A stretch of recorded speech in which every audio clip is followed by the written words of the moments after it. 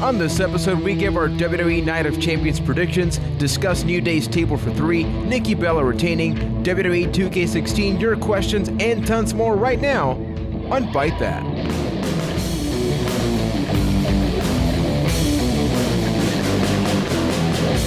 Hey gang, what is going on? You're listening to episode 108 of Byte That's weekly wrestling podcast, a place where we sit down and we talk about sweaty men in spandex and the rest of professional wrestling. The WWE, all of it is simply good stuff. Thanks for tuning in and checking out the show. Remember, we are available every single Tuesday night on iTunes, Stitcher, TuneIn Radio, ByteThat.com, and of course, for this and tons more, head on over to our YouTube channel, youtube.com/ByteThatCast. My name is Juan Velas. I am from San Juan, Puerto Rico, and I am a certified G and a bona fide stud, and you can't teach that.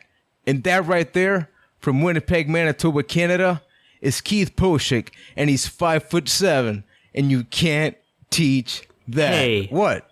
5'8". Thank you very much. I am a short man, but give me a little bit of credit. I'm 5'7", so what's wrong with that? Anyway, and that right, and this right here is Ryan McNulty from Boston, Massachusetts, and he ain't hot as hell, and you can. Well, he's our sex stallion. He has to be hot as hell. I was going and realized that I was gonna be Carmella. What the hell, man? Let's cast in the room. How you doing? How you guys doing? You doing good? Pretty good. I've been waiting a whole week to do that. Worse. Have you really? Wow. I can't do the raspy voice, but I can try. But I think it's better off we don't, right? Are you just gonna have every intro of every 3-person group just for the next several weeks? Oh, Ryan McNulty. No, I think we should just probably stop. I was hoping with that. you were gonna save that one. Well, we can do that at some point, but now it's too obvious for next week. Now we gotta wait. Haven't we done that already? We kind of did, but it didn't work out too well. Like multiple times? Well, we can try a better version of it at some point. Okay. All right. Okay, guys. So obviously this is one of the usual bigger shows. Night of Champions happens next Sunday, so we're going to be giving our predictions. We have the final roster reveal for WWE 2K16, so I'm looking forward to it. That being said, I see what you did there. There are some things that we need to get to regarding this week's Raw. And obviously, Table for 3 that we have to talk about. First off, I just got to bring this up immediately. The New Day is something that we love, as you can tell. And then the show starts, Triple H comes out, Stephanie comes out, and then they proceed to dance with each other, have a good time. Now, for me, I'm like, okay, cool, whatever. But online, holy crap, people were like offended. How dare you killing Triple H's characters and he's supposed to be heel? Or people are... Wait, yeah, what? That was the thing. Yeah, really? People were livid. But, see, I didn't take it like that. I took it as Triple H has finally gone full Vince McMahon. Because that is something Vince would totally do back in the day. Just get in with the heels and start dancing around and flailing his arms exactly the way Triple H did. Like, how does this kill Triple H's character more than, like, when they go out and, let's say, talk about a charity at the beginning of the show before being heels? Something like that. Like, I think if you want to fight, that is where you do it. Not because he danced with the New Day. Yeah, they've been walking this line of we can be whatever the heck we want to be at any time we want for quite a while, so it doesn't really change anything here. In fact, it's just kind of fun because I really didn't expect Triple H and Stephanie to be dancing along. And, like, did you see how into it Big E was, like, staring at Triple H as he was dancing? Yeah. He was like, grinding with his wife or his boss's wife while staring at his boss. And it was got the paid best. for that. Think about it. yes. Yeah.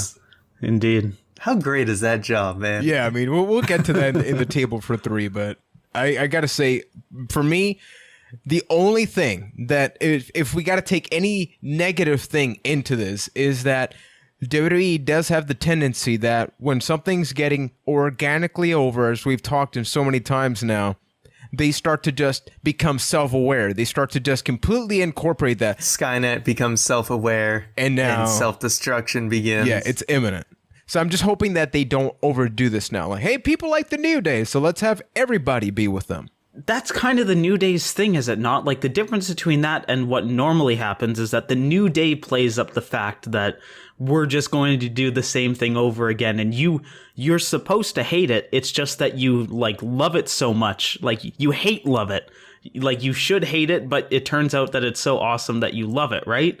So they've almost found a way to counteract that system. What if it's just one cycle, like the circle of the New Day, where everyone starts to love them now because they're such amazing heels that WWE gets behind them and turns them babyface, and they become the original incarnation of the New Day, where everyone hated them to begin with. Stop spoiling the idea. Like, you're ruining the fun for people, man. And then they're just stuck in that cycle for all of eternity. You know, if they're it's stuck like in that cycle, a faction that's like lives in Groundhog's Day. If they're stuck in that cycle, and that means like every 6 to 8 months we get this New Day, I think I'm okay with that. Yeah, plus, let's be honest here, and we'll definitely move on. The New Day is so hot right now that it's actually really easy for them to be burnt out somehow. I have a really stupid joke. It's like every 6 months, it's like the New Day light savings time or something. Moving on now. Yep. So from one awkward thing to the next, we are having a match between Kevin Owens and Ryback for the Intercontinental Championship. Now, last week we talked about Ryback's amazing promo. That was just incredible. And just when you thought it couldn't get any better. Yeah, so now we have a segment between Kevin Owens and Ryback, and I really don't know what to make out of this. For me, I'm looking forward to the match. I don't know why. I literally can't say it's going to be a good match, but it's something where you hit the random button in a fighting game and then just 2 guys show up. This is that match for me. But did this do any favors, not so much for Kevin Owens, but for Ryback? Because I can't tell if he's trying to be a parody of a big guy or if this is supposed to be taken seriously. It's a little difficult for me. I'm having a headache, guys. Help me out. It was uncomfortable, I think, is the best way to describe it. I don't know. The way Ryback was, it was just cringe. That's the best word to describe. Like, he's had better promos, but it just seemed so... I don't even know the word, but like basically like he was reading. There was like no emotion behind his words. It just felt very robotic. But is it on purpose? I don't know, but it's weird and I don't like it. But I think it was more accentuated because Kevin Owens was in that same ring. Somebody that is so good at like talking trash and being on the microphone, and then you've got robotic Ryback. That I'll be real here. Like Kevin Owens, I think he didn't really do much to save this. Like, he didn't make it any better. It still felt bad, even with him there trying to, like, go along with the promo. It's, like, you know what I mean? Like, Owens is not bad on the mic, but I feel like maybe a more, I don't know, other people who on the mic could probably have, like, elevated that segment. I totally get what you mean, because Cena can come back from anything. I mean, you can give Cena any line and he'll, adjust it based on the crowd or something, but you can't really do that with somebody like Ryback. And nothing against him, but even the crowd is not, as captivated as they are with Cena. So then you have out there Kevin Owens doing his usual, smarky look where like, yeah, Ryback talk. He's like smirking.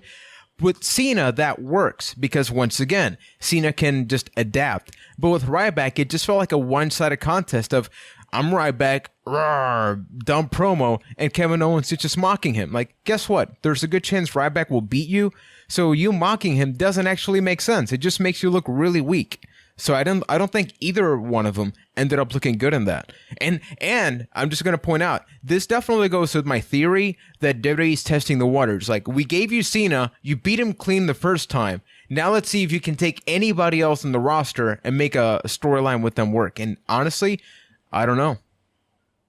So yeah, we're just thinking here, Yeah. I mean, it's a good point. The promo segments have just not been the same, but then again, he's feuded with Cesaro and Ryback.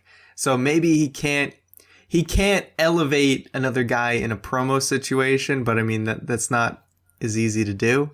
But I mean, his matches are still quality, and at the end of the day, that's important too. But I don't know. I don't really know what to go from there on that one though. But look at the examples. Ryback and Cesaro, two guys, like, we all talk about Cesaro and how great he is, but there's always that asterisk about him on the microphone. It's not like it's like a great person to be feuding with in a microphone sense. It's not like Kevin Owens has bad promos. Like, think about when they were on Miz TV and how he was playing off the Miz. Like, that was awesome stuff. Yeah. So can you really blame Kevin for that, for people that can't make good promos? No, because you can have someone like Cena who can pretty much make any promo good with anybody, but that's kind of a rare thing. So it just happens to be that Kevin Owens, they're giving these long promo segments with Kevin Owens with other guys, and maybe, like you said, to test the waters.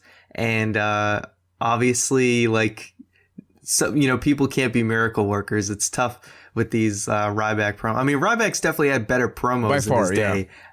Yeah. Like even when he was doing his little heel run with Cena, like, his promos were not bad. I don't know why this one just seems so robotic. Even think about when he was doing those weird, like, funny promos when he was teaming with Curtis Axel. He was really good on the microphone. Promo work.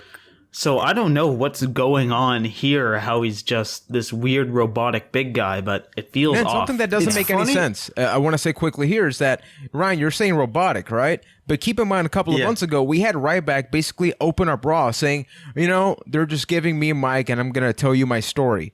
So how do we go from that Ryback that's like full on, I got eliminated from Tough Enough, to then, as you said, just robotic? That doesn't make any sense to me. Well, that's the interesting part, is because in interviews, like, I'm kind of just going off the top of my head, so I could be wrong, but when he came back, after the whole Curtis Axel thing, like, I'm pretty sure in interviews he said, like, he felt like he could be himself again.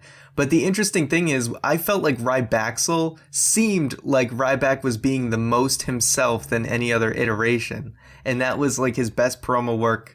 Along with, like, his heel run was a little bit better than these promos. So I don't know who the real Ryback is what I'm trying to say. We don't know who the real Ryback is, but I think if you just keep him away from a microphone, that is the best Ryback. Think about Ryback at the beginning of his career when he was like the unstoppable force. He would just go in, move his arms up and down, do the feed me more. Like, that was the Ryback that was on fire. Why don't you just give him that? It works. Because it's a one-trick pony that'll just But never the trick work. works, right? Look what happens when you give him another trick. It's not exactly the best thing, right? If it ain't broke, don't we gotta fix keep it. in mind, not everybody can be at the top of the food chain, and we were definitely on the Ryback train before, but now look, they're in a feud where we kind of, it's not that we don't care, but we're skeptical about both Kevin Owens and Ryback. I have hopes for the match. Just keep the microphone away from Ryback. Why are you skeptical about Kevin Owens? I don't get it. Me with Kevin Owens? Who's skeptical? Who are you calling skeptical? Yeah. You just said we're skeptical about Kevin Owens. I said that. I want to know who that is. Okay, you won. Okay. Why are you skeptical about Kevin Owens? I don't understand that. I've said it since day one. I think Kevin Owens is a WWE experiment where they gave him the biggest win he will probably get in his career, night one. Not literally night one, but match one. And it's just a straight up test now. And I don't think that they're going to give him a shot. And that's nothing against him, because the thing that I wanted to say earlier is that we're talking about things that don't make a lot of sense. Kevin Owens is being written for the Ryback storyline the same way he was being written for Cena. And I'm not going all behind the scenes here, but it's basic script writing. Different. Look at Fast and the Furious 1 and then look at Fast 7. Same characters, same thing, but they change. They evolve over time. And when you have a character like Cena and a character like Ryback, they're not the same people. So don't write the guy the same way. So that's just me. It's just me. And, well, what I have against Kevin Owens, it's more just like the internet hype behind him. I think he has excellent matches. I think he is slightly overrated on the microphone. That is my opinion. I think if you're rating him to what everybody thinks of him, yes, I think he's pretty great on the microphone, but it's not this like, oh my God, internet star. But I just feel like it's so early to say those things. Like, he hasn't even been on WWE TV for like more than 6 months. Well, keep in mind, for closing thing, the whole premise of his debut was that, like, I'm here, I have this fame, I have this hype, and I just beat Cena. So in many ways, I think it's warranted, or people can definitely feel that, even if it's very early on. Because I know that, we are sometimes the first to like immediately jump to conclusions or get all skeptical. But you beat Cena in your first match, and then WWE made you their main focus for a month. So people probably can't help but really do that. But I want to get to something that was being built up for quite a while, and that is the Divas Championship situation. We've, of course, talked that Nikki Bella. Who would have thought we'd say that a year ago? Yeah, right? I mean, this Raw, by the way, I got to say, props to WWE, because I didn't think they were going to go this far with the Divas Revolution, in terms of they got a lot of matches and a lot of time overall. Maybe a couple of short matches, but the Divas were definitely the primary focus aside from Sting. And that says a lot. So the whole thing in here is that if Nikki Bella won or retained or something, she would go on to have a longer reign than AJ Lee. And if she lost the title, she would have tied, which apparently would have still been wrong. But the fact of the matter is, she retained by disqualification, which was totally my prediction. A lot of people were upset. Keith, even you pointed it out that a lot of people were upset. And it's like, did anybody expect anything else? Am I missing something here? Yeah, we've been saying it since the very beginning of this revolution. Nikki's going to beat the streak, and then she's going to lose the title. I'm pretty sure, and we all called last week that there would be... I think, Ryan, you specifically said last week, like, she's probably not going to win cleanly in this match, and then she's going to lose it at Night of Champions. So yeah, exactly. There would be some messed up finish, and Nikki would retain. No surprise at all. So I don't know where all the shock came from. That being said, did you guys... I'm pretty sure we all expected it. Did you guys feel invested in it? And, number one is the match, and then number two, obviously... I knew it was going to be DQ finish, but this seemed to me like the laziest attempt at, like, how can we just sort of do the screw job thing? Like, no, we're just going to... Hey, Juan. What up? How come when there was a messed up finish in this match, Stephanie came out and reversed the decision, but when Undertaker tapped out at SummerSlam, nobody came out to reverse that decision? Okay. Hey, Ryan. I think Keith. Wrestling. Keith, that's why. I think we need to give Ryan the talk. Yes. I didn't think it was going to be in the podcast. This happened like a month ago, where I don't know those little things. What do you always say? You always say convenient something. You always say something. Only when it's convenient are we gonna enforce these rules, or like the stupid timekeeper and. It's okay, right? Let it out. Let it out.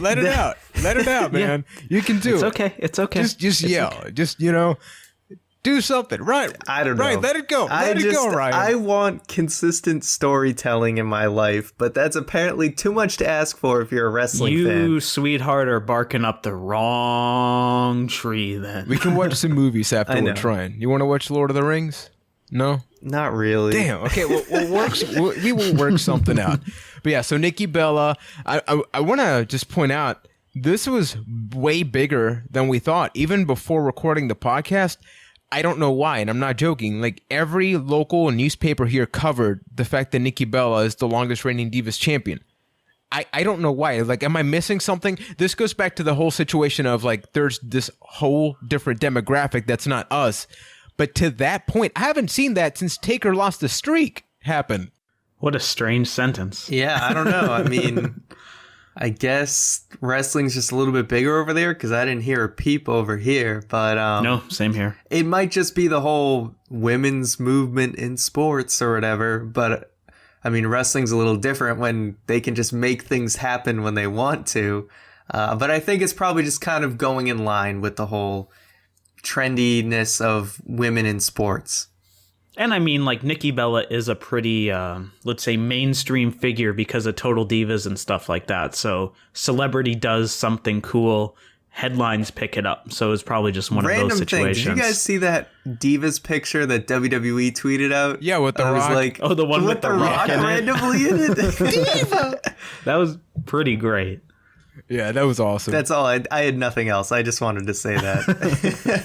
So I actually want to bring up a tweet. Not tweet of the week. Don't get the music going. But I do want to bring up a tweet. We are going to get to the prediction, so we don't have a lot of time for other things. But the Fans Podcast on Twitter wrote the following: "Nothing against Cena versus Sheamus, but I'm done with these big man superstar matches with no story." This, of course, relates to the fact that we had the Cena versus Sheamus match on Raw, and lately they're going back to this trend of we're announcing just big superstar A versus big superstar B, and that's supposed to pull in a lot of people. And for me, this happened a lot yesterday. I honestly didn't have a lot to do during Raw. We usually either play a game or something, but like my attention, it's supposed to just be all there. But even then, I had a really big issue with that. Like, just Cena and Sheamus were on my screen, and I had to do something else. So does this help with the situation, where our attention span is fading with a lot of things on Raw? Well, it's basically, Cena versus Sheamus is essentially the Randy Orton versus Sheamus of last week, in that it's just a match we've seen a million times, and there's no consequence, so why should I care? And there's always a match like this, like basically every single week on Raw. And it's just kind of gotten to the point where we're so desensitized by some of these matches. They give us these types of matches all the time that they mean absolutely nothing anymore. And they'll continue to mean nothing until they make them feel like they matter. But you know what the funny part about those matches are? They usually involve Sheamus. So is the problem the matches themselves, or is it Sheamus? Like, I'm thinking all of the examples of what type of matches these usually are, and I'm thinking Randy Orton versus Sheamus. Before that, it was Alberto Del Rio versus Sheamus. Then it was Jack Swagger versus Sheamus. They seem to all in some way involve Sheamus. Are you not entertained? No, but not even... Yeah, no, I see what you actually, did there. But not even that. But if it was like Cena versus Orton, that's probably another bad example. But like, I'm trying to think. There's you know what I mean? There's a bunch of these types of matches that we've seen for a while. Shelton Benjamin versus Carlito. I just want to bring up an older example, but I get your point. But do these matches ever, because you just said it, Ryan, this is nothing new. Have they ever, at least for you specifically, let's not, think about the universe. Let's think about us here. Have they ever kept your interest, or are they something that you look forward to on a Raw? The only time I care about pretty much the only time I care about matches on Raw for the most part are if it's a matchup I've never seen before, or if it happens to be like of a wrestler I'm particularly interested in at that time. There's a lot of matches recently on Raw where it's like, sometimes more matches than not, you're just like, whatever, like, I don't care. Like, you're more interested in the backstage segments and stuff because that's actual progression, when a lot of these matches you've seen a ton of times. And like I said, what does it matter? What does this mean? Cena versus Sheamus. Tell me what the point is. Oh, it's supposed to soften Cena up before Night of Champions, as if people haven't had matches the Raw before a pay-per-view that's 6 days away. Like, it's not even like he's in a handicap match where he's going to get beaten down. He's against a guy he's beaten like 700 times. And as far as like, are you excited about these matches? I don't think the point is to be excited. But I think they're those things where you should be pleasantly surprised because they're good, but more often than not, they're not. Because there is good examples of this. Like, think about those matches between like Rusev and Cesaro and Kevin Owens from a few weeks past. Like, they're examples of this. They're just random matches with two guys thrown together, or three guys thrown together in some cases. But those were good matches. So we kind of write them off as, okay, those were worth seeing. Examples like Sheamus and John Cena, let's say a subpar match at best. So that's why it really sticks out this week. Yeah, I get the point. I think it depends on how long people have been there. Maybe these matches are for the casual fan that doesn't watch Raw every week, so they get just to recap. Okay, so Sheamus is somewhere along the lines of a Cena because he's taken on that guy. So once again, Plus, I don't think Sheamus and Cena ever feuded since like Sheamus first started with. Oh, that amazing table match where he won the title. Yeah, that amazing table match. Yeah. Yeah. Makes you think a lot, right? It's been a little bit of everywhere here. It seems like they've wrestled like 1,000 times before, but really it's probably not that much because Sheamus They've was been Friday Cena.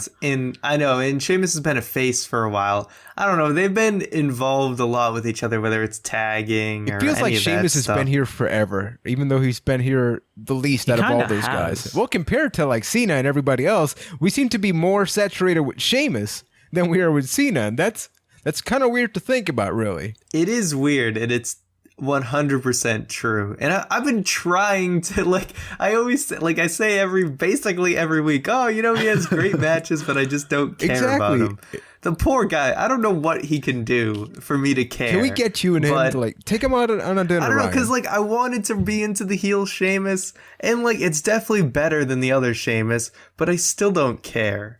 That's like, hey, man, you're awesome. Like, I don't care about your matches, man, but this is so much better, like the Mohawk and thing. Yeah, I don't care, but good for you, It's man. like, Good for you. I like everything you do, kid, except I'm completely bored of you. It's a step in the right direction, but that one step is not the entire journey. Boom. Yeah, now, transitioning into another journey, one we actually care about, is the New Day. So in the network, we had nice. yet another special that we were really pumped for, and this was announced like less than a week before it happened. This is like a couple days before, right? Like 4 or 5 days or something like that. Table for 3. Something like that. So this is a concept that has been done for movies and other things, where it's basically just the 3 guys. There is no interviewer. So do yourself a favor. This has a runtime of around 25 minutes, and it is the New Day eating, having a good time, talking about the trials and tribulations that they've had, and just cool road stories. And I want to get your guys' feedback on your expectation when you found out this was going to happen, and then after having watched it, what do you think? Do you like this type of content? I'm taking it to Ryan because I know, Keith, you haven't had the chance to check it out yet, right? That is correct. So my first question is, have they done something like this before? Is this the first one they've done in this style? Apparently, and don't quote me on this. Well, if you want to get technical, there's that Renee Young Unfiltered thing. Well, that's like her own little yeah, but show. apparently they did something with Roddy Piper in this same format. Apparently, but I haven't watched it. But this is the more contemporary, because Unfiltered with Renee Young, I mean, there's a person interviewing the other one, but they're very much eating or just hanging out. So this is similar. Mm-hmm. Yeah. Anyway, yeah. So I'm not sure if that we'll get to see that or not. But as far as this format, I had no idea when I heard that they were going to do a special. I thought it was going to be like the Roman Reigns one, like that 30-minute type of like, following him around type of special. And then I saw the preview, like, the Monday of, basically. And I was like, oh, I like this. They're just kind of 3 guys just kind of hanging out and just kind of shooting the breeze. Not Tyler Breeze, just, talking. But anyway, it was really good. Like, it just seems very casual, and like you felt like you kind of got to know who these people really are, which is not too far off from their New Day stuff. And it was generally hilarious, them just joking around, talking about like road stories, like messing with the radio and things like that. And just even hearing like Kofi basically say, like, it was weird at first when like people started booing me because like the guy's been a babyface his whole life. But I absolutely loved it. So I really hope they do more of these type of things. Yeah, for me, all I got to say is this reminded me just how anything can happen in wrestling. Like Kofi, that you just mentioned. When he first turned heel, I'll be the first to say in the podcast every week, I would mention, yeah, I'm still not feeling it, but we were used to face Kofi, so anything else in contrast would just seemed odd. So this reminded me just, man, and he has done some awesome things, because it's not every day, no pun intended, where you can completely change your character and get really into it. The 3 guys. And by the way, this is, a continuation of a series. The first one was with Roddy Piper, Mean Gene Okerlund, and Paul Orndorff. And that's actually, I said that horrible, right? Paul Orndorff. There we go. And the preview on the YouTube channel for WWE is August 6, 2015. So I guess they filmed that recently before Piper's passing or something. But yeah, this is a series that I very much look forward to. In your case, Keith, I highly recommend you check it out. It's super awesome. I watched this. I'm going to check it out when we're done recording today, Awesome. actually. In my case, and I recommend this, for those that haven't watched it, hold off and then just wake up really early on our Saturday. I did this today, and as I had breakfast, I just watch the video. It's not Well, Saturday, but do you recommend that I do that then? And maybe not watch it? Honestly, I enjoyed it so much today. I was just having breakfast. What about dinner? Do you think it would work with dinner? It's kind of like I'm eating they dinner were kind of with the having New Day. dinner. So if anything, I was probably like the fourth wheel or something there. But you have to have the same dinner that they're having, though. dude, I can't have doesn't that fancy count. here, man. You can't do that. But overall, yes, please do check that out. And can we comment quickly about that awesome backstage Fallout video that people you need to watch? I mean, it's the New Day. I mean, what can't we say? What have we not said about the New Day at this point? Let's be honest. Yeah, we pretty much just gush about them every single We week. love you. Yeah, they are worth going on like your internet device to watch the backstage Fallout stuff. They make it the real deal. It almost makes you sad that the WWE app is dead, because they would probably own that thing. Like Well, that's how you get to the network. No, but I mean like the you know how they used to have the between the commercials, They like still do, right? Your second screen experience begins now. No, they stopped that. yeah, they Wait, stopped no, that. but so this is just the back. Oh, okay, so this is just after Raw. They have little segments. Yeah. Oh, so they don't if- do if it during those- commercials. If that still existed, the New Day would destroy that. It would be so good, but no. I mean, Tis not backstage to be. Fallout's essentially like the same thing. Yeah. Yeah, so getting to a couple of announcements, we have something really awesome happening over on the YouTube channel, youtube.com/Byte That Cast. Last week we posted a brand new Square Roundtable that's received a ton of great feedback, so thanks to everybody that has checked it out. The topic is worst storylines in wrestling history. So we talk about the Kiss My Ass Club, Vince versus God, Al Wilson, the Kiss My Ass Club. I think I already said that. If not, I just said it twice. Why not? And Katie Vick. I gotta leave that one for Don't last. forget the Kiss My Ass Yeah, Club. I think there's something about asses That's on in there too. And Billy Gunn is maybe in the next episode. Make sure to leave us your recommendations. This is something... Yeah, that was bad. This is something that we want to go back to. That's what's called part one, because we know wrestling just has a ton of terrible storylines that are so bad they're good, or sometimes they make you want to cry. Check that out on the channel. Ryan posted a really good discussion video about WWE making new stars that is based on an interview Dana Bryan had, where even he admits WWE maybe hasn't done the great job of doing that. Make sure to follow us on Twitch, twitch.tv/ByteThat. We've been playing a ton of games. This is actually a game special week. And we didn't really brand it, but we have a lot of game videos coming out. We already have part 2 of Ryan's season mode of Stevie Richards. Ryan, I mean, is he getting some gold this week? He might be. Oh. He might be. It might be in the thumbnail as kind of a spoiler. Yeah. So, if you want to see how that happens, then you should watch that video. Yes, and then this Thursday, there is a brand new fight night. Things are just... We are officially in to the storyline that will progressively get worse and more horrific as the weeks go by. And this Saturday... It'll get worse. That'll put butts in seats. It'll get so bad you gotta check it out. And then this Saturday, we're taking a wrestling break. I am going to be playing some Left 4 Dead 2 over on the channel. Just talking about my favorite type of video games. So definitely check that out over on YouTube. And now we're going to get to the WWE 2K16 roster reveal, the final one right now. But before that, I just want to leave a little bit of a hint. Next week, there's something going to be happening regarding 2K16 here. Now, I'm not going to say anything else. We're going to just let you speculate. I mean, we've speculated a lot in this episode, so we should probably stop that, right? Yeah, it's almost like we have predictions coming up. Right, damn. So much for that. Okay, so before the predictions, yes, let us get to the final roster reveal for WWE 2K16.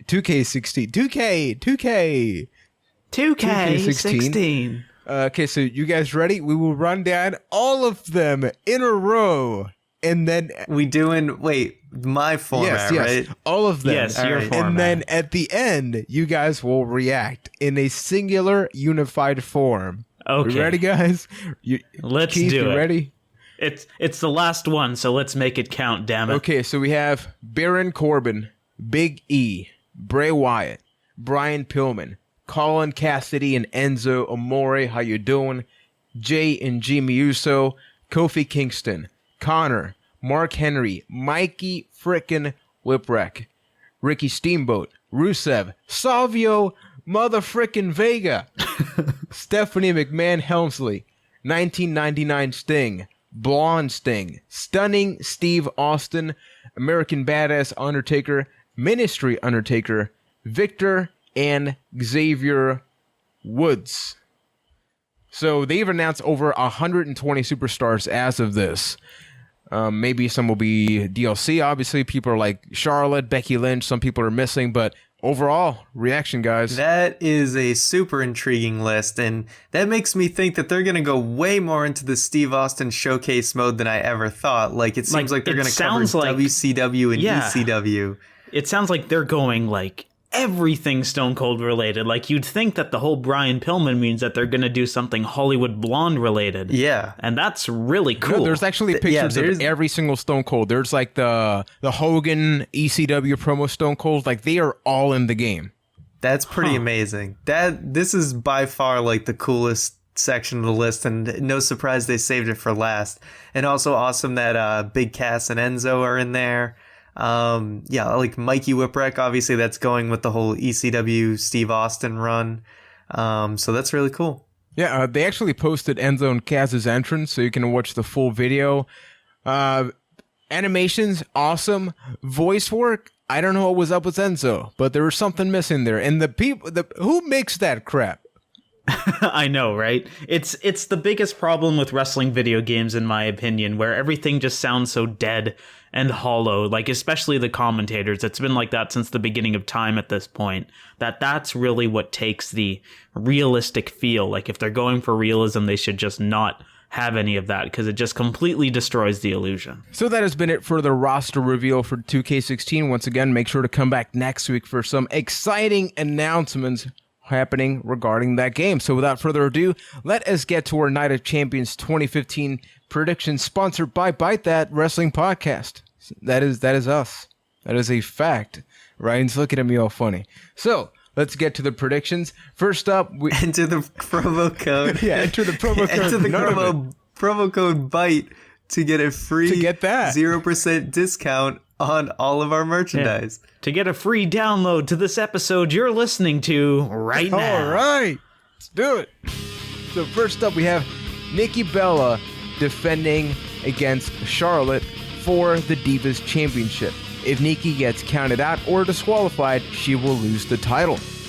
Let's do Ryan, Keith, and myself. I am going to say that Nikki retains. I don't know. I feel like the whole tease of Charlotte winning it just makes me feel less like she's actually going to win it. So, Nikki.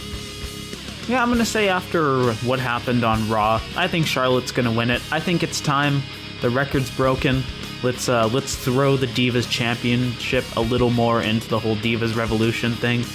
And maybe Charlotte will win it, and that'll cause PCB to implode. That's my prediction. I don't want Charlotte to win here because it is too obvious. But yeah, my pick's her. I think it's time that there is a fresh champion, and it's so nice that it's people coming out from NXT. And I think the NXT Divas should be the focus of that storyline. So somehow, I don't know how they're going to do it because, of course, the Bellas are in Total Divas. I think that the Bella twins should maybe take a little break after this. But yeah, my pick goes to Charlotte. Quick aside, do you think Charlotte's really kind of stood out enough to actually win the title? I don't think she stood out the most. But you think they're just going to throw it to her anyway? I don't think she's the best option. Yeah. I think that people's hype for Sasha has definitely shown that, if anything, Sasha should win that. I think her being with Team Bad has not done her any favors. I've said that since day one. If anything, I would prefer Becky. I don't know why. I think Becky has had better exposure because she's been wrestling less on the main roster, but be it her hair or something, just people seem to react a little more to her. But I think the Ric Flair factor probably has WWE going, yeah, give it to Charlotte first, because, you know, she's the daughter of that guy that's 16-time champion. Charlotte is the Roman Reigns of the Divas division. Yes. Almost said so. Okay, so now we go Ryback versus Kevin Owens for the Intercontinental Championship. I'm going to go with my heart and just say, Kevin Owens, just please win. I'm going to go with Ryan's heart as well and say Kevin Owens. Did I join the Hart Foundation? Yes. Ryan Hart. Ryan Hart. You are the last surviving Hart. I'm going Jim Neidhart. Jeez, what happened to Brett? Oh, you don't know what happened. What about there? the Anvil? Damn, just things took a really sour turn here. Jim Neidhart isn't a heart. But hey, I believe He's a member of the I Heart believe Foundation. in wrestling history, and his name is Neidhart, so there's a heart in there technically. Anyway, okay, so let's get back to this match here. I'm actually gonna say Ryback. Hey, leave Jeff Hart alone. I'm gonna say Ryback. I think that Kevin Owens is gonna keep spiraling down until he just explodes and then basically starts acting like Bray Wyatt. Now we have. Wait, hold on. Say that again. What? Yeah. No. Say that one more time. I think that Yeah. Kevin Owens is going to keep going down a downward spiral to the point where he explodes. You know, he just starts going all paranoid and everything, and starts behaving not literally like Bray Wyatt, but in the same vein where it's like he will start to cost people things. He will start to make a lot less sense as a character, because otherwise, I don't see what he does if he even became champion. I don't see that. Well, I don't know. I mean, if he grew his beard out a little more, put the hat on, he could probably cosplay as Bray Wyatt. Yeah, follow the Canadian geese. Woo! So, time for some tag team title action. The New Day defends against the Dudley Boys. I say that the New Day should retain here. I definitely think the Dudleys are going to win at some point, but they just came back, so I say make them chase it a little bit more. Hey, it's the New Day. Hey, it's the New Day. That's who I say. The Dudleys? Yes. Okay, awesome. No. I'm going to have to agree. I think there's a small chance the Dudleys will walk out as champions, because I don't think the New Day will ever have like a lengthy title reign. If anything, it makes more sense that they like keep getting stripped of the titles at some point so they get more upset or something. But they're way too hot right now. And you know, they're beautiful also, so why not? Let's go with that. So the New Day. Now, the match I know Ryan's definitely looking forward to. Dolph Ziggler versus Rusev with Summer Rae. And this is a singles match, according to Wikipedia. I pick Dog Ziggler to win I don't get because that he won all our hearts. But in actuality, I think it ended in a double countout at SummerSlam, right? Yeah. Yeah. Oh God. I guess just Ziggler wins. Jesus. See, I'm going to go with Rusev and just hope that Rusev gets over in this hot mess that has become a feud. And to continue the dog reference, what I hope they do with this feud after this pay-per-view is Old Yeller the poor thing and take it behind the barn and just end it. No, Dog Ziggler. No. I want Rusev to win, but I'm pretty sure it's like Keith said. They're going to have the happy ending, not that one, this one where Ziggler wins. I wouldn't put it past him at this point. It probably has already happened. So I'm going to go with Ziggler because he's the babyface that's going to have Lana come out during the match, distracting Rusev, zigzag, 1, 2, 3. I still don't care. Now, here we go. 6-man tag team action. The Wyatt family takes on Dean Ambrose, Roman Reigns, and TBA. That is to be announced, people. Not a wrestler called TBA. I honestly, besides it being a super disappointing Eric Rowan, I really have no idea who this person's going to be, considering that Randy Orton is seemingly written off of TV. So those are the two very disappointing surprise picks. I don't think it's going to be either of them, and it seems like whoever that person is will be intriguing enough that they have to win this match. Although, I don't know, you got to kind of protect Braun Strowman too. I still pick Ambrose, Reigns, and whoever. I agree. I mean, you can still protect Braun Strowman and have the Wyatt family lose because it's not like it's an elimination match or anything like that. But yeah, as far as who TBA is, it's either going to be really exciting because it's somebody from NXT or something like that, or really disappointing because it's Eric Rowan. But yeah, I agree. Roman Reigns, Dean Ambrose, and TBA will win this match. I am going to say it is either going to be Samoa Joe or Baron Corbin. If it's Samoa Joe, he's going to Samoa Buster. He's going to muscle bust Luke Harper and win the match. And I'm going to stick to that. I have a pretty good feeling it's going to be Samoa Joe. Baron Corbin, no. I'm just not. I'm totally not okay with that. I have a personal You were just thing. pie in the sky with these predictions. You're saying like, oh, it's going to be Samoa Joe going to the main roster. Kevin Owens is going to turn into Bray Wyatt. You're just like, hey man, you're out there. Let me live my wrestling, sir. All right. You know, I thought he was out there when he made a video about Brock Lesnar turning babyface, and look what happened. So I'm willing to accept his crackpot theories. Thank you. not accept, but Come on. entertain. You already said I'll accept. say. You can't take that back. I'm taking it back and saying I'm come willing on. to entertain the idea. This is horrible. Anyway, so 6-man tag team action. We have Neville and the Lucha Dragons taking on Stardust and the Ascension. I'm going with my heart again, and for the love of God, can Stardust and the Ascension win? Because they need a win so badly. Neville has gotten the upper hand a lot in this feud between the two of them. So they need to give something, anything, to Stardust and the Ascension, who, you know, it's like they formed this cosmic group, and then the Ascension just gets like jobbed out last week. So finally they're giving them a little bit of something this week. So they need to win really bad, so I'm picking them. I agree. And because of that, I think Neville and the Lucha Dragons will win. Stardust and the Ascension do need this win, like really badly. It is not even funny how much they need it. So I'm going to say Stardust and the Ascension. Okay, so I'm going to go back to the other one. I'm just going to say this quick. What happened on Raw is that Roman Reigns referenced that one of the Usos got taken out, and that he's going to get payback for that. Samoa Joe is called Samoa Joe. They're not in the Anoa'i family or whatever. WWE can work So it's that the out. other Hey, Uso Juan, mid. by your logic, why doesn't The Rock wrestle on Sunday? Hey, you huh? never know. It could be. It could actually be The The Rock. Rock tag with Eugene. You know, so what do you got? Yes, Dean Ambrose and Roman Reigns equal Eugene. What if One it's villain. just the other Uso, though? How disappointing would that be?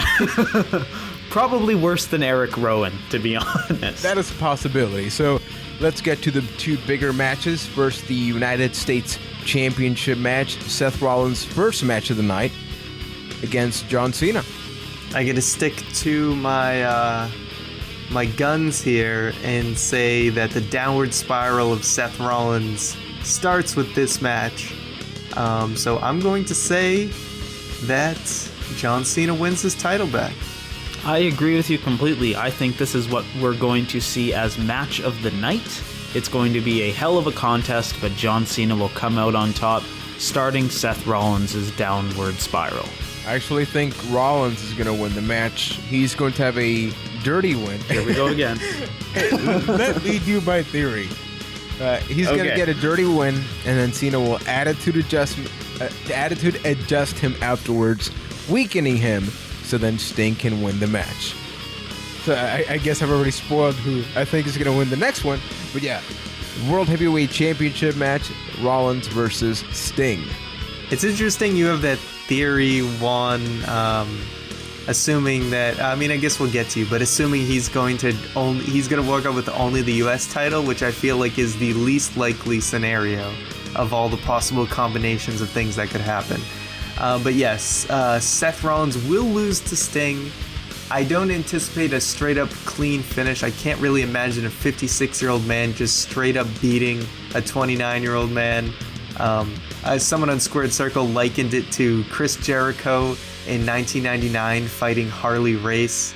So that gives you an indication of the age difference. But could you see a 56-year-old man beating him after he took a beating from John Cena? I think that's a little more realistic. That is true. I honestly think it's going to be a clean finish. I still expect more than that, but nevertheless, that's not what matters. What matters is that I pick Sting to become WWE World Heavyweight Champion.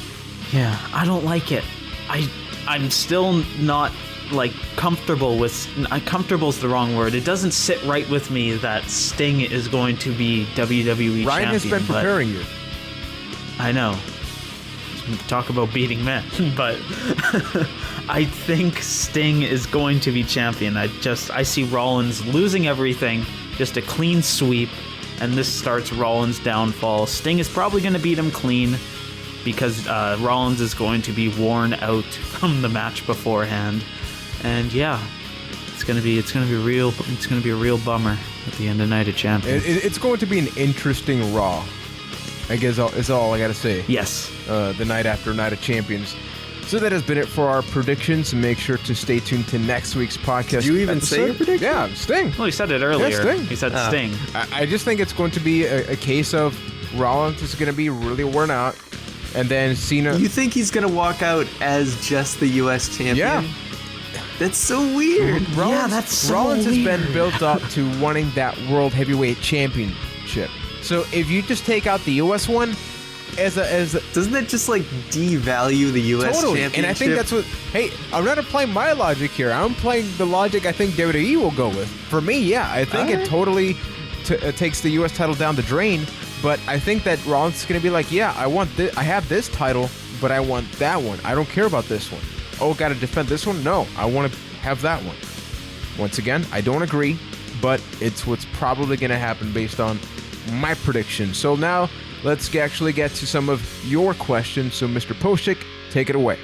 Yes, that's right. And if you would like to send a question to this little show of ours that we do every week, you can send it via Twitter, Facebook, email, Wrestling Amino, YouTube, Twitch if you even want, and you can send that to ByteThatCast and ByteThatCast@gmail.com if you want to do it through email. Viewer discretion is advised. But our first email comes from, let's go with Draven G. Draven G, you're the first question of this week, and you ask, do you think Finn Balor is missing something character-wise? To me, doesn't really seem like there's much difference between regular Finn and Demon Finn. Perhaps a storyline where Finn gets completely corrupted by the demon persona could work. I'm not saying that last part. So, we kind of talked about this a couple weeks ago, so we won't go into too much detail, but if you want to hear our extensive conversation about it, I highly recommend checking out episode 105. That being said, yes, I think you are 100% right. There is something missing with Finn, and I think it is the lack of definition between normal Finn and Demon Finn, aside from it just being face paint. Yeah, I mean, Keith pretty much covered it. He hasn't really quite sold me on his character. The paint looks cool. He's a fantastic in-ring wrestler, but I don't see too much else besides that. I think WWE does realize that. In the recent NXTs, they have him coming out with a jacket, and non-face paint Balor seems to be a little bit more cocky. He's more self-aware that he is attractive. So I think they are going to play a bigger contrast of ladies man meets demon as a contrast. So I think that's actually going to be a good route. What a combination. Yeah, hey. I know, right? You get the best of both worlds. I think we call those serial killers in the ring. I was going to say, it was Hellboy the last guy to pull that off. His horns. Ron Perlman is a sexy man. But our next question comes from Joe K, and he says, you can't build stars every week when John Cena and Seth Rollins come out and say the exact same thing every single week to the exact same people. There was some capitalized words Good in reading. there, so I really accentuated it. Thank you. How can you expect an 18-year-old teenager to watch a guy go on for 3 weeks about a statue? I believe this was actually in reference to the Building Stars video I made, and it is actually a great question. Ryan, are you an 18-year-old teen? No, but I really love that line because it kind of put things in perspective that we listened to Seth Rollins gripe about a statue for 3 weeks. I mean, if you think about that, what other piece of entertainment has done that? I don't know. I listened to people in football talk about a deflated ball for the last 3 months. Yeah, and it was horrible and went on way too long. But I think it's just kind of going into the just how Raw can feel really repetitive, and I think it just kind of boils down to the 3-hour show of just everything seems like there's too much filler and too much repetitiveness going on. Yeah, I think the 3-hour aspect would definitely harm something like this, because it's not the first time where an object is the key to a storyline or something. But before, when it was 2 hours, you have maybe segment 1 and segment 4 that cover that, but then you don't hear about that till the next episode. But with 3 hours, you get the replays of what just happened, you get to start with the show, you get to close it, then there's a replay of the replay, they remind you to go on the website. Quick point. It's a lot. Did Rollins even try and go look for the statue? I don't even think he did. He gave up, man. Just no effort at all. It's like Sting was like, come and get it, and he never even tried to get it, and then he destroyed it. It's like, I don't know. This whole Sting thing has been stupid since day one. So guess what? It's stupid. Our next question comes in from Hernan G, and he asks, who do you think should get the spotlight in the WWE? Who do you think should be the face? The face that runs the place, let's say. I really like that line. I think they're getting there with the fact that I really think the Shield guys should eventually be the main spotlight. And right now it is way more Rollins than anyone else, and it might be a little too much on Rollins, but at the same time they've kind of taken Roman Reigns and protected him a little bit because he was a little too in our faces for a little while. So I think they're doing a decent job with Reigns and Ambrose right now, and they just got to find that balance. I mean, they got like this great trifecta so that they can't have one guy isn't getting too overexposed like Rollins is right now. So hopefully they find that balance, but those guys should definitely be the spotlight. Roman Reigns. This is kind of weird considering in the same year I was completely opposed to that. And I don't think it's weird at all. No, and if you haven't checked this out, Keith, they had a similar to the New Day backstage fallout thing. They had when with Dean Ambrose and Roman Reigns talking about who the third guy is, and they jokingly say it's either Khali or Savio Vega, and he seemed way more comfortable there. And that's the moment where I realized, okay, You made me laugh out loud with that, and at no point have I ever felt that natural charisma with Roman Reigns on TV. On interviews, I've always felt that. But I think that Roman Reigns is the guy that they are going to push next, and I think he's ready now. Do I think something should change in the ring? Yeah, but honestly, if we compare it to anybody else, I'm perfectly okay with dealing with what we have right now. Yeah, I think you're absolutely white one. I think you're absolutely right. I think we do too. Maybe I've been colorblind all these years, but I think you're absolutely right, because the Roman Reigns that we had earlier this year is so much different than the Roman Reigns then. I think the fact that he got injured and then he came back and he got shoved down our throats, it was the worst thing that they could have did. They are so far removed from that I think it seriously is time. And Roman Reigns will probably win the Rumble next year, and then it'll probably all circle around on itself, but we will wait and see. Our next question comes from Tay Crazy. He's crazy. And he asks, what's your favorite Triple H WrestleMania match? See, now this is where things get interesting. Because I don't think I have a favorite Triple H WrestleMania match. I think I have matches with Triple H that I've enjoyed at WrestleMania. Because the cheapest example that I can provide is obviously the Hell in a Cell match that Keith and I witnessed live. Because, I mean, it was live, Hell in a Cell against The Undertaker. We shared a moment. We did. And we had matching woo-woo, it headbands. So it was sexy, man. Did. I wore a pink shirt that day. Yeah. And it looked good on you, man. What's going on? Thank you. Okay, so, yeah. So I'm going to interject here. Let's see. He was in that triple threat match at WrestleMania 20, which was probably the best match on that card. What else recently? His match with Daniel Bryan was very good. What did he do at 31? Oh, Sting. That's not really on there. Yeah, but obviously both matches with The Undertaker, or he's had 3 matches with The Undertaker, all solid matches. Yes, they are. Am I missing any? I think he just has really good matches at WrestleMania, but there's nothing that I want to just go back to. I don't think I've ever really gone back and watched the Triple H matches, not the one with Cactus Jack. Yeah, that's true. So I think we have You're a right. revelation here. It is. Well, if I could Honestly, pick one, though, I don't know. I think the best one, his best like solid match at WrestleMania was him versus Daniel Bryan. Like as far as a match itself goes, that's probably the most solid. Like he's had great matches like with The Undertaker and even that Fatal 4-Way from WrestleMania 2000 that he was in. That was a heck of a match.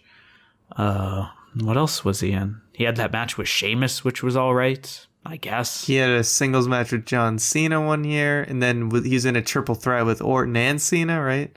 And then he fought Orton in the most disappointing match in wrestling history. That was something. It's interesting now that you're really like sitting down and thinking about it. Triple H hasn't had a lot of Brock exciting Lesnar WrestleMania at matches. 29 was That was You a know. letdown for me. So I think it kind of was. comes down to like the Hell in a Cell with Undertaker, his singles match with Daniel Bryan. Yeah, I would put the triple threat match number 3 at WrestleMania 20 because that was a really good match. That was probably the only match I that really was liked in that also show. a great match. So I would probably say those are like the top 3. And he wore white boots that night. And that's pretty cool. I like that attire. As much as I like this next question from NKBE1324. And he asks, do you think the Ryback and Kevin Owens match will be terrible, subpar, good, or great? Well, we've talked about this a Yeah. little bit. I'm going to go with of his options. Let's all pick from his options. I'm going to say good. I am going to say subpar. Now, is it subpar because we haven't gotten Bray Wyatt, Kevin Owens yet? Or I'm looking forward to Simon Dean, Kevin Owens, personally, but yeah. That would Yes, actually be amazing. the Owens system will blow your socks clean off. But yeah, I agree. It's probably going to be subpar. It seems, I don't know, they're almost like the same body type, but they just seem so different. Wait, what? It's weird. Wait, what? They're kind of the same. Okay, Like let's the stop same, like, here. as far as height and build, like muscle mass, yes, they're different. But as far as like height, build, size, they're pretty close. Build? Maybe build. build is the wrong word. Just like size. I don't know. I kind of I'm get not getting behind Keith on this one. something. Well, fine. The heck with you guys. I'm saying subpar. And moving on to the next question from friend of the show, Cody Collier, and he asks us, do you think there's a chance Rollins and Sting could be a bad match? If so, why? Yep. I think there's definitely a chance, just basically given the limitations of Sting, in his age, his advanced age, just to make him sound even older. But I think it's going to be fine. I don't think it's going to be a 5-star classic, and Cena versus Rollins is probably going to outshine it by a lot, but I think it'll be fine. Keep in mind, this is going to be Rollins' second match, so they're not going to have him go out there as if he hadn't wrestled. So this is certainly a storyline-based match where it's like, how long can he keep up in this match? How long till he gets out? He just wrestled John Cena. I don't think it's going to be anything to brag about. It's going to be like, hey, he got the Scorpion Death Lock. He got the Scorpion Death Drop. That's awesome. But as a match, I think if you want to know or how to properly set your expectation for this match, go watch Triple H versus Sting from WrestleMania. Sting had a great 5 minutes. The first 5 minutes of that match were great. And then I guess fatigue kicked in and it all fell apart. And that's probably going to be pretty similar to what's going to happen on Sunday. Yeah, whoop, there it is. And our next question comes from K-Man Plays MC. And he asks, how do you feel about the Warrior Award? It's a great thing, but it's not what the Ultimate Warrior really wanted it to be. We gave our thoughts on this, or similar thoughts around WrestleMania time. But it's been a while. Saying that, what? Yeah.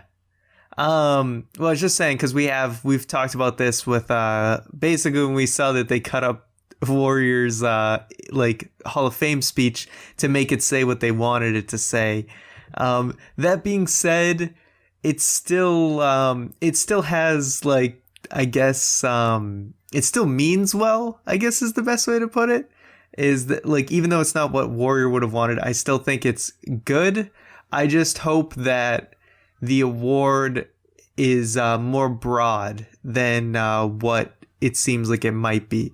Like, obviously Connor was a great first inductee, but I think that they shouldn't just leave it to maybe kids and things like that they can open it up to other people, such as production people or just people who've had big influences on the company that weren't exactly wrestlers.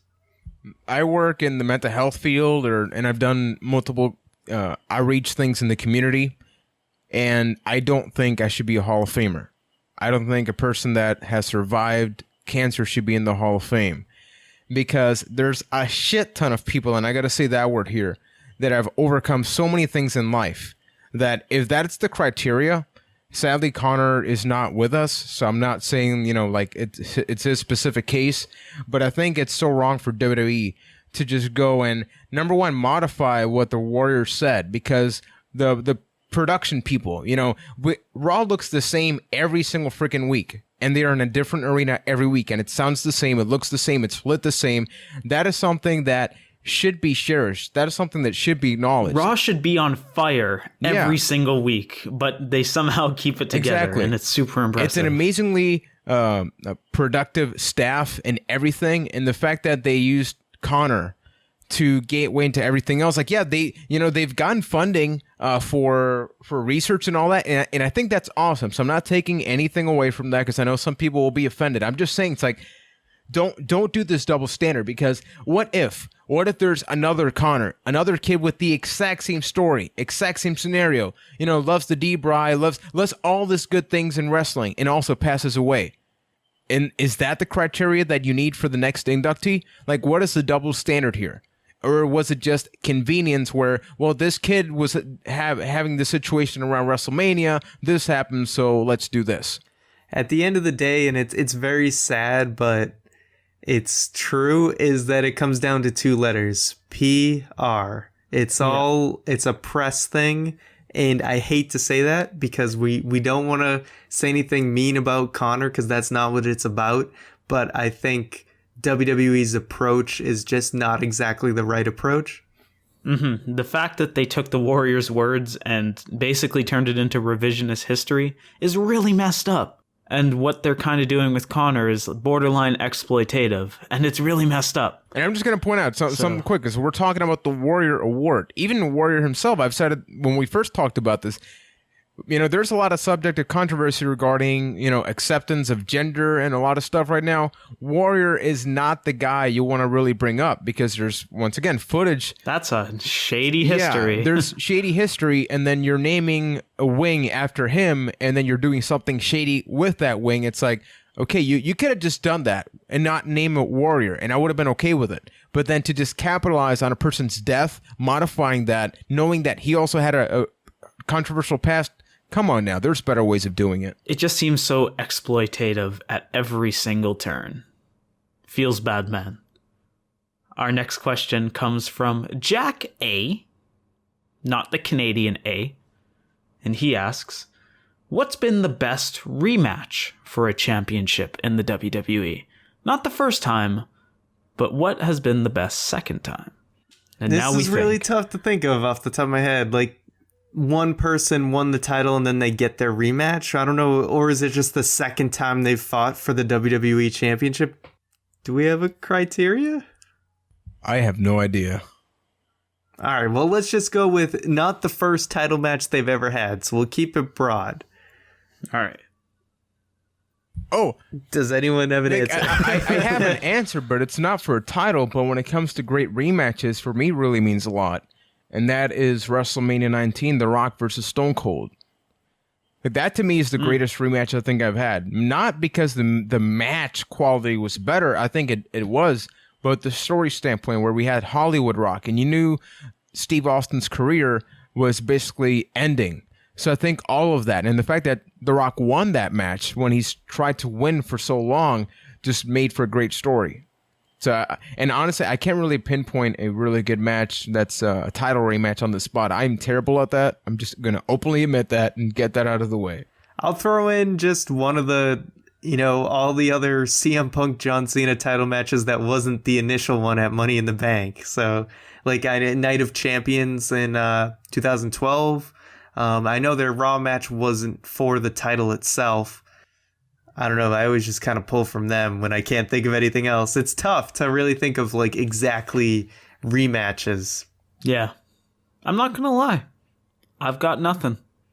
So I'm just going to say your guys' answers were great. Some things are just difficult on the spot. So I think that give us some more streamlined questions. To cop out. Yeah, we could cop out some answers. We're just being straight up. We just all apparently have a terrible memory right now. Terrible. Indeed, at least when it relates to that. So you guys should leave some in the comments so we can remember, please. Yes, that is a good idea, us Ryan. If you're listening in podcast, do better than us. If Tony the Tiger was on this show, he would say that's great. Much like the final question of this show coming from True Prince of Pro. He's really got that last question of the show slot locked down just the way I set it up every week.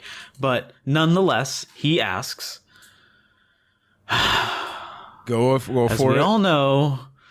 do I have to? I'm just going to react accordingly, so just go. Okay. As we all know... Juan loves Johnny Curtis. I do. So I want to know who Ryan and Keith's Johnny Curtis would be. After they say their answers, Juan should crap all over it because they're trying to put down the Johnny Curtis movement. There's no movement. Yes, there is. I'm moving right now.